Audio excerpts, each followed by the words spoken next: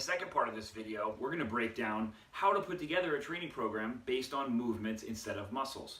So if you haven't seen the first part, make sure you go back and watch why we're going to be training movements instead of training muscles.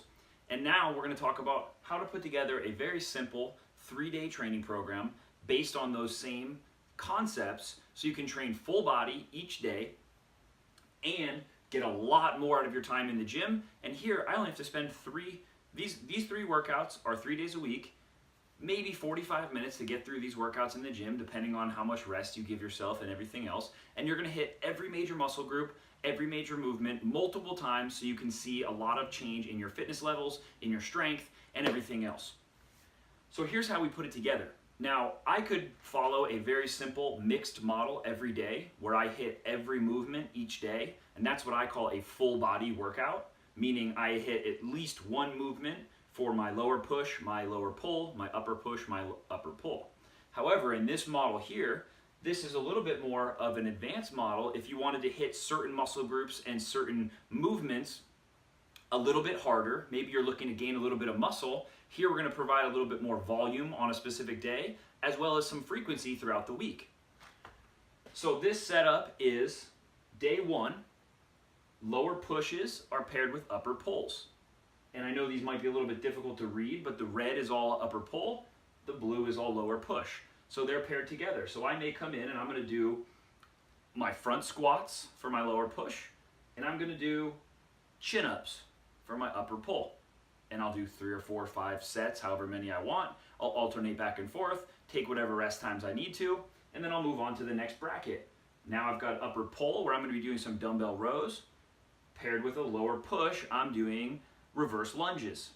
And I'm going to hit both of these, however many sets I want, whatever the volume I associate. And at the bottom here, we've got some room for some accessory work.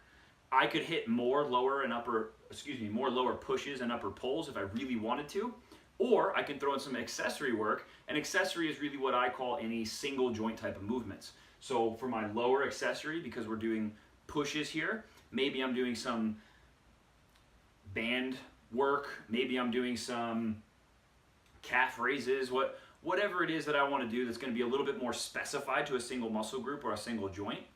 And for my upper accessory, it's a pull day, so that's heavily involved with my traps, my lats, my biceps, so maybe I threw in some bicep curls at the end there. So that's my accessory movements for each day. Then I'll move on day 2, and I'm going to hit the opposite muscle groups. So I could come in the next day and do this workout and not be worried about how sore I am from workout 1. Here's my upper push now in blue and lower pull in red. So my upper push, I started with a upper body on day 2 because I started a lower body on day 1. So maybe I wanted to focus more on my upper push today, so I'm going to do that first. So I'm going to do my bench press. The king of exercises, everybody Monday morning come in, bench press is the #1 exercise. So we're going to do some bench press as my upper push.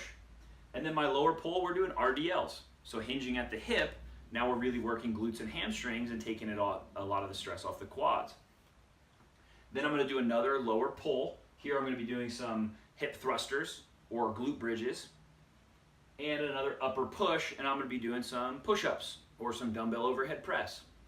And then I've got some more accessory work. And my accessory work is going to match a little bit more of the movements that I was doing on day 2. So maybe I'm doing some shoulder lateral raises or some tricep extensions, something single joint for the upper body. And then for the lower body, maybe I'm doing some leg curls or some stability ball bridges or something else that's going to be a little bit more just hamstring focused, and it's just knee flexion that we're creating, therefore it's single joint movement. And then on my day 3, now we have a mixed model. So we're going to re-hit every movement pattern, but only once this day. So it's going to be less stress and volume on the body, on the muscle groups, specifically for each movement pattern on that day. But it's at the end of the week, so we've already pretty much hit these movements pretty hard in the first 2 days. So now I've got an upper pull paired with a lower push. So here I'm going to be doing some, my upper pull, we're going to be doing some inverted rows. My lower push, we're now doing split squats. And then my lower pull, I'm doing a stability ball leg curl with a hip extension.